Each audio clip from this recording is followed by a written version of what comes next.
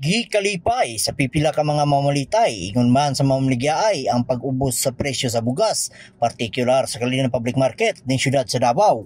Sa pakighinabi sa Brigada News FM kang Ayan Dino, usa ka mamaligyaay sa nisgutang merkado, gibutyag niini nga miubos ang pipila ka mga klase sa bugas karong si manahuna. Yes, ang kuha ko ngayon ang isang sako 2,680.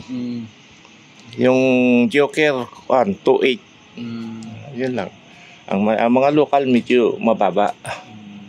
May 1,008, 1,300. Matod pa kang Darwin Gimintesa tungod sa pag-ubos sa presyo sa bugas. Madungagan matod pa ang iyang mapalit nga kilo sa bugas. Pila po kilo mong ginapalit, sir? Pag duha, tulo Sana konsumo sa karinderya. Nya sir, wala kay pag-angal sa presyo karon sa bugas. Wala man, okay man siya. More mo presyo, permitem yung.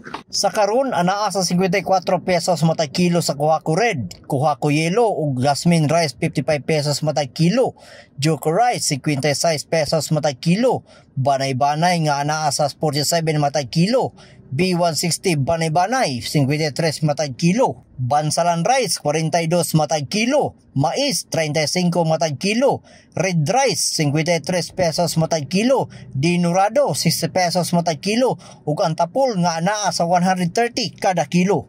Apan dugang butyag ni Ayan nga posible usab nga mosaka pa ang presyohan ilabi na hapit na ang bagong tuig ug mahurot na ang supply sa mga barato nga bugas.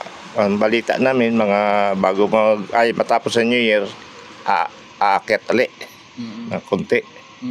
In the heart of changing lives, kini si Brigada Julian Pilingon alang sa 93.1 Brigada News FM Davao, the Music News Authority.